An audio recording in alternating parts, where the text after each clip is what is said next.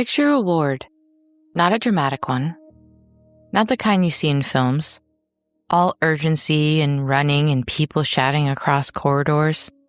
This one is quiet. It's the children's ward in a small English hospital in a small English town. There are crayon drawings taped to the walls. The linoleum is clean.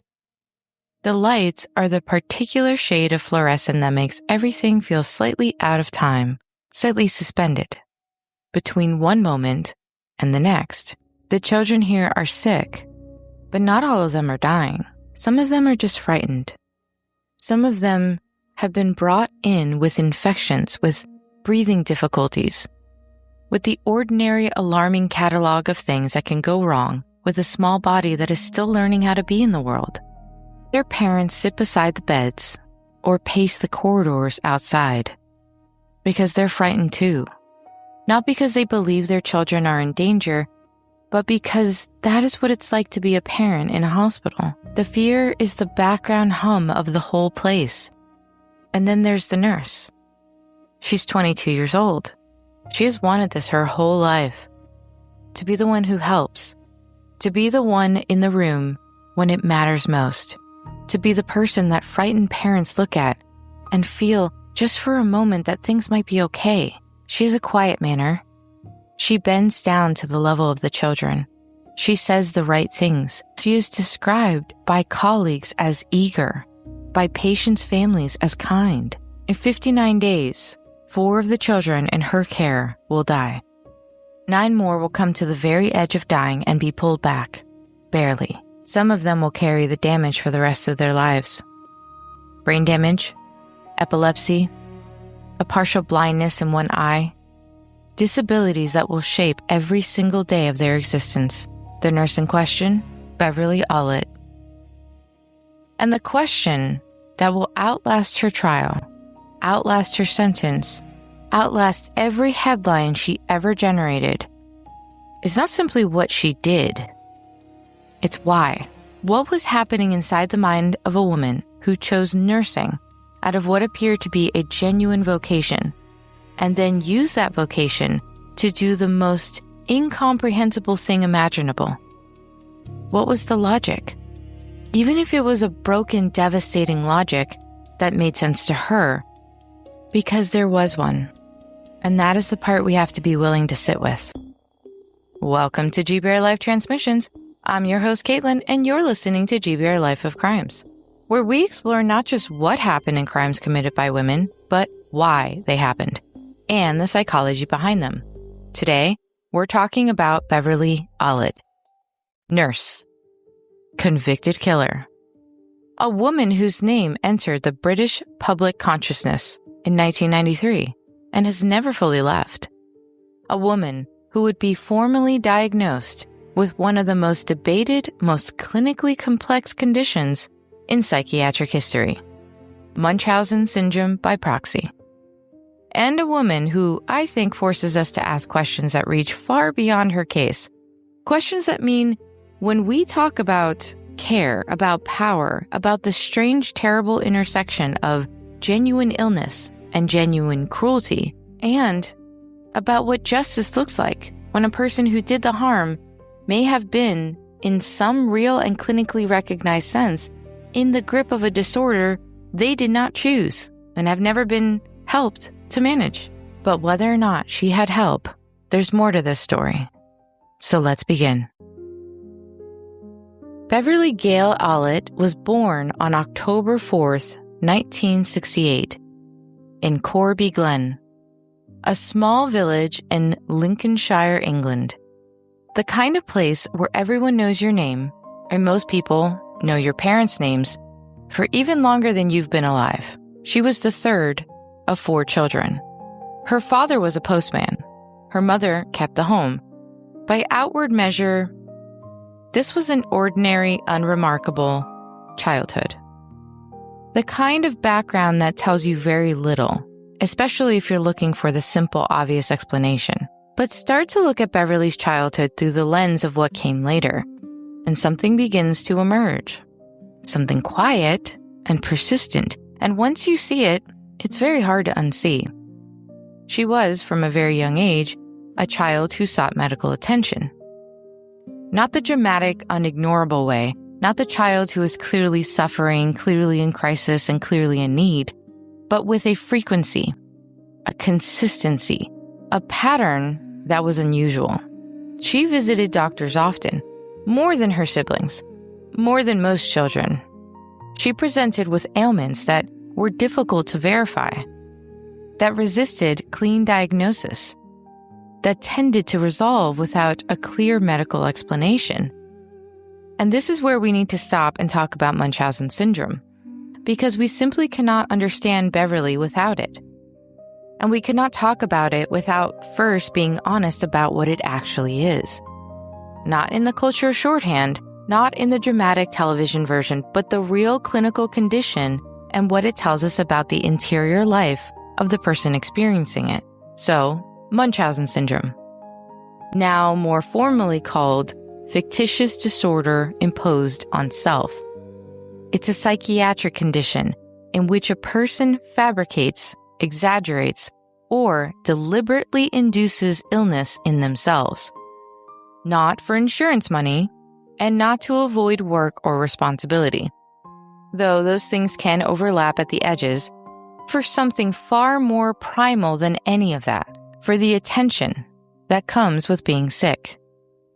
It's for the care, for the particular, specific quality of human relationship that is only available when you're a patient and someone else is your caregiver. Sit with that for a moment. Really, sit with it.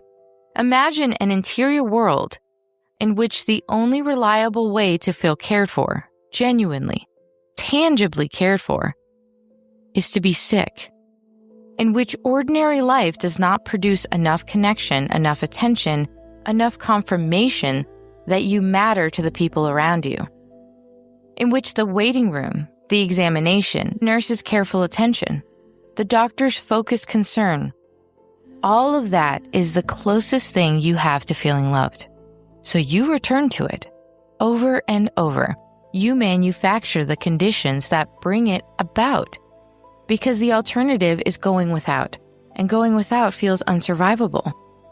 That is the loneliness at the heart of this disorder, the visible loneliness of someone who looks to the outside world like they're doing fine, the loneliness that hides inside a performance of normalcy and only announces itself in the strange reoccurring pattern of medical need. Researchers studying the developmental origins of fictitious disorder have found, with some consistency, a pattern in the early environments of people who go on to develop it. Not always abuse in the obvious documentable sense, but emotionally unavailable, inconsistencies of care, families in which warmth were rationed or conditional, or simply not abundant enough to meet the child's needs. Families in which being sick, consciously or not, was one of the more reliable ways to draw attention and concern. What we know of Beverly's early home suggests, at minimum, an environment that was not emotionally generous. She has described in accounts that emerged during later psychiatric assessments a sense of being overlooked, of occupying a certain place in the family, of love that felt conditional in ways she couldn't predict. Whether that reflects objective reality or the subjective experience of a child whose needs were unusually high, we can't know that with certainty from the outside. But what we can say is that by the time she was a small child, she had already learned something important, something that would define the rest of her life. She learned that being sick got her something that ordinary life did not. Through adolescence, the pattern continued, and in some accounts, it intensified. Beverly was not, by most descriptions, someone who moved easily through the social world of her teenage years. She was awkward in the ways that were hard to articulate, but very noticeable. She wanted connection, wanted to be liked, wanted to be someone that mattered to the people around her. But the ordinary mechanics of adolescent friendship seemed to elude her in ways that she found genuinely painful. The medical presentation is what stands out most clearly in retrospect. As a teenager, she accumulated injuries and illnesses at a rate that should at least have raised serious questions. She had an appendectomy, a real surgery, and the wound refused to heal. It kept failing, kept becoming infected, kept requiring return visits and further treatment.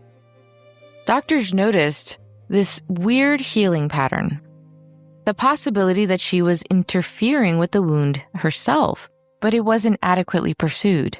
At that time, in that context, and with those tools, it wasn't something anyone was really equipped to look for.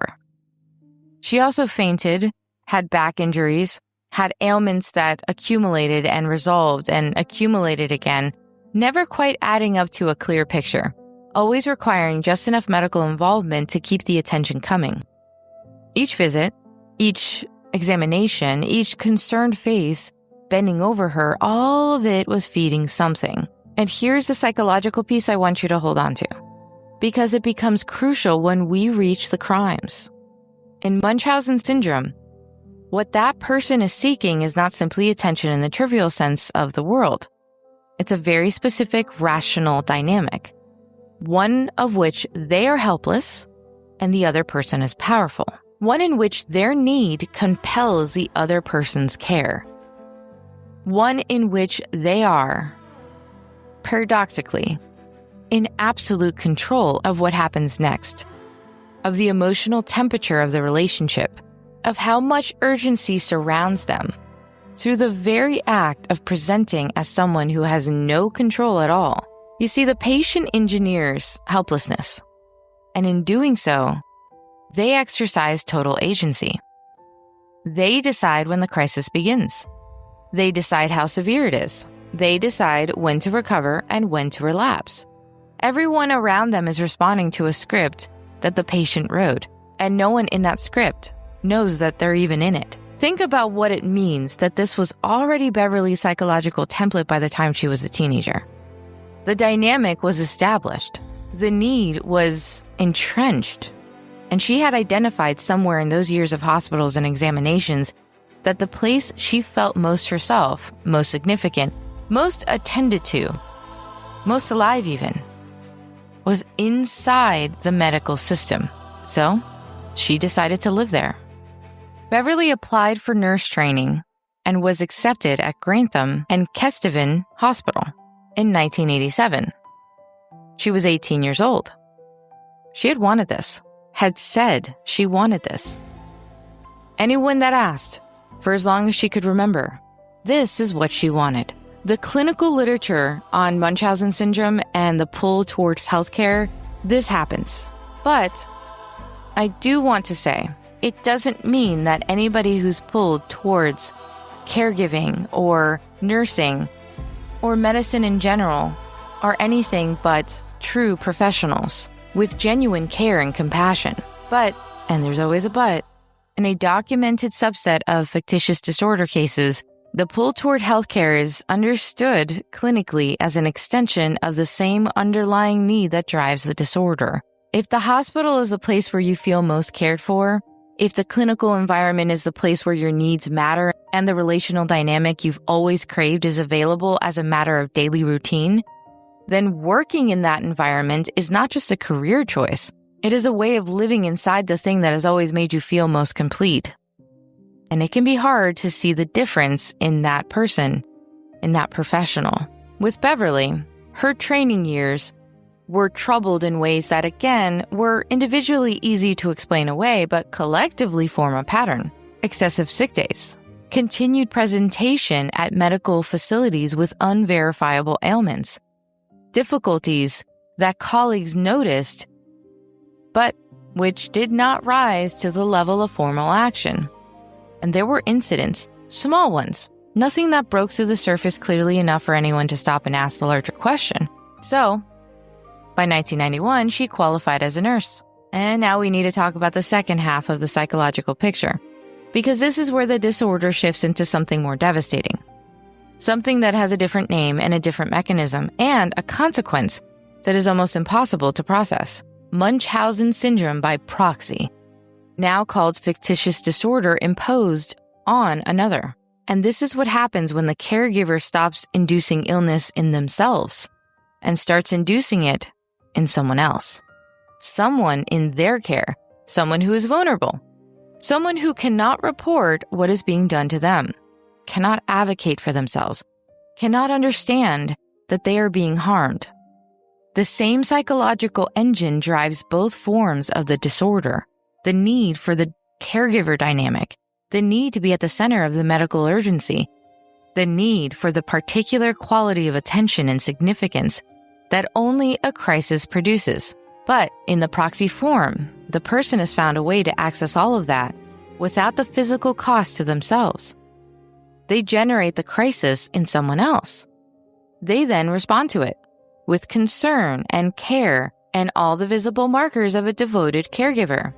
And they also absorb the attention and the sympathy that flows towards them as a result. Most documented cases involve parents, usually a mother, who presents with a child who happens to be sick quite often and who is described by medical staff as attentive, devoted, admirably calm in the face of ongoing crisis, who becomes, in the eyes of everyone around her, a figure of compassion and endurance, while being in the privacy of their relationship with that child. The cause of every crisis, she is performing concern. Beverly transposed this dynamic onto a professional setting. The children in her care were not her children in any biological or legal sense, but in the psychological architecture of the disorder, in the logic of what she needed and what she was doing to get it, they were her material, her cases. The parents were her audience. The doctors and nurses responding to the emergencies Beverly created were unwilling participants in a drama that she was writing in real time. And she had absolute power over all of it because she was the nurse and because she was trusted, because the system had no framework of imagining what she was, which is why between February 23rd and April 22nd of 1991, when Beverly was assigned to Ward 4, in 59 days, 4 children died, 5 had permanent injuries, and 9 more were attacked, but they survived.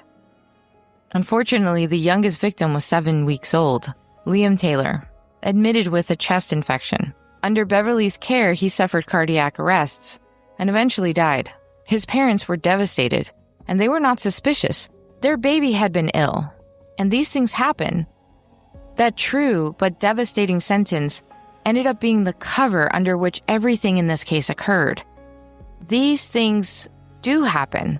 Children do pass away in hospitals. Babies do collapse.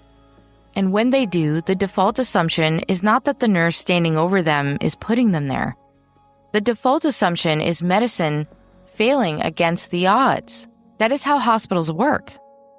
That is what trust in a system looks like. But then you had Timothy Hardwick, who was 11 years old. He had cerebral palsy, and he died on the ward after an unexplained cardiac arrest under Beverly's care. Or Kaylee Desmond, who survived 2 attacks but was left with brain damage and partial blindness in one eye.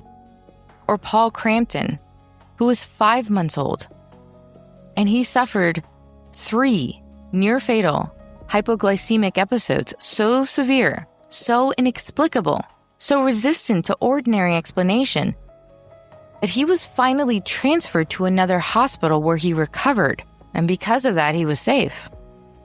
But there was also Becky Phillips, who was 5 weeks old. She died. Her twin sister Katie survived the attack that Beverly carried out on her. Well, survived it, but was left with brain damage and cerebral palsy that she will carry for the rest of her life. There is a particular devastation in that detail that I find myself unable to move past quickly. A twin. The sister who lived but not undamaged. The parents who lost one daughter and watched the other daughter's life become permanently altered and did not know yet, could not know, that the same hand had done both. And then there was also Claire Peck, 15 months old. She was admitted with asthma, but died during her resuscitation attempt Beverly was in that room. She, quote-unquote, helped try to save her. And that detail is important, but we'll come back to it. The good news was that Claire was the last. After Claire died, the hospital's consultant pediatrician did something that changed everything. He looked at the numbers. He looked at the clustering, at the fact that these collapses and deaths, or these extraordinary near misses, were all happening on the same ward, predominantly on the same shifts, with the same nurse consistently present. He looked at that pattern, and he could not explain it medically. So he did the right thing. He called the police. Beverly was suspended. Investigations began. Bodies were exhumed. Blood and tissue samples were tested and retested. The evidence of insulin injection or potassium administration or air deliberately introduced into bloodstreams, all of it had to be assembled piece by slow, painstaking piece, because none of it had been detected at the time. None of it had been preserved with investigation in mind, because no one in real time had been looking. And that's the sentence I keep returning to. No one in real time had been looking. Of course, she was charged, and she went to trial, which opened February of 1993 at Nottingham Crown Court. 13 charges, 4 counts of murder, 9 counts of grievous bodily harm, and she pled not guilty to every single one of them. Her defense argued that the medical evidence was insufficient, that correlation was not causation, that a nurse of Beverly's character and commitment, and they used those words, her character and her commitment, could not have done those things. Her performance of goodness became in the courtroom her alibi. The person she appeared to be was offered as proof that she could not be the person that she actually was. The jury deliberated and came back with guilty verdicts on all 13 counts. Thank goodness. And on May 23, 1993, Beverly was sentenced to 13 concurrent life terms. The judge recommended that she never be released. She was 24 years old, and she was held at Rampton Secure Hospital, a high-security psychiatric facility where she has remained. Every parole hearing has reached the same conclusion. She presents an ongoing risk. She should not be released. And in 1994, the Clothier Report was published, an independent inquiry into how this was allowed to happen. It made recommendations about health screenings for any hospital staff, about tracking mortality clusters, about taking documented medical histories seriously, in the hiring of nurses. Some of those recommendations were implemented, but some were not. And if that sentence sits uncomfortably with you, it should. Beverly was in those rooms during the resuscitation attempts on children that she harmed. She stood beside the doctors. She worked alongside her colleagues. She looked to everyone in that room exactly like what they were, a nurse doing everything that she could to save a child. So how does a person do that? How does that work psychologically? The answer in clinical literature is compartmentalization, a capacity to partition the self so completely, the self who acts and the self who then responds to what the self has done, that the two experiences don't contaminate each other, don't bleed into each other, and can exist apparently in the same person at the same moment, but they're separated by a wall that most people don't have and cannot imagine actually having that. And then there's what the forensic researchers sometimes call the hero-perpetrator pattern. The person who needs, at a fundamental level, to be the one who saves, whose sense of self, whose identity, whose entire internal architecture is built around being essentially in a crisis. And for whom, when real crises are not sufficient, when ordinary nursing is not producing enough urgency, or enough need, or enough of the particular feeling that comes from being the person a desperate parent looks to, the only resolution is to create the crisis themselves. and they manufacture the emergency that will then require them to be the hero. Beverly did not kill those children because she hated them. She killed them because she needed to save them. Because the saving was the thing. The urgency, the centrality, the particular irreplaceable feeling of being the most important person in a room full of people who desperately needed to be someone important. That was everything she was after. And their deaths were a terrible logic of the disorder, essentially a byproduct, a consequence of escalation when the earlier crisis was resolved, but it didn't give her what she actually needed. I am aware of what I'm saying and of the danger of making it sound like an explanation that functions as an excuse. It doesn't. The disorder does not create the behavior. Having fictitious disorder does not make someone a killer. Hundreds of thousands of people live with this condition. They suffer, but they harm themselves. They exhaust medical systems and strain relationships and live with enormous private pain. But they don't go around killing children.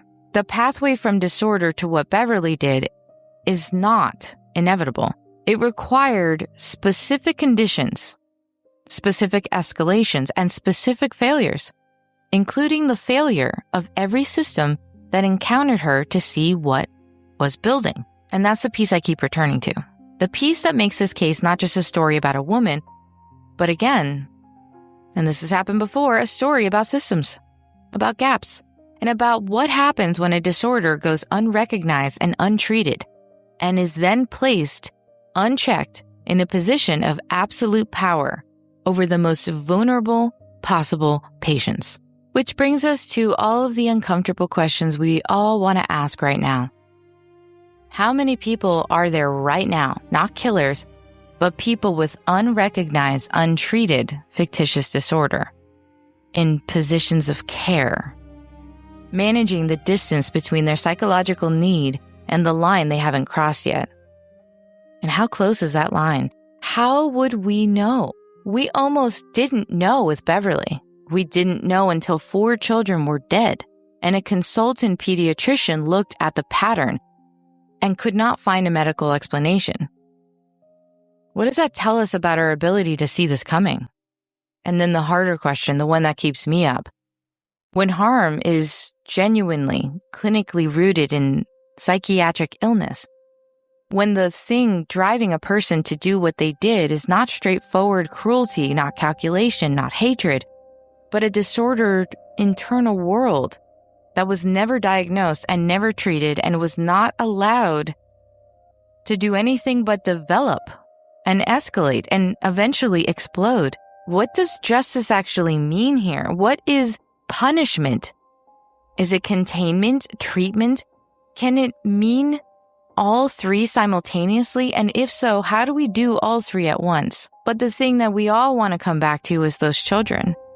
Because those children deserved more than justice after the fact. They deserved prevention. They deserved a system that was looking. And building that system requires us to be willing to look at the uncomfortable reality that our systems, medical, psychiatric, safeguarding, are not as good at seeing what is quietly, slowly going wrong, at least not as much as we would like to believe. But those children, we owe them that honesty. And at a very minimum, we owe them change. This has been GBRLIFE of Crimes, part of GBRLIFE Transmissions, and I'm Caitlin, reminding you that understanding the darkness helps us appreciate the light. Join me next time as we uncover another case that challenges everything we thought we knew about the criminal mind.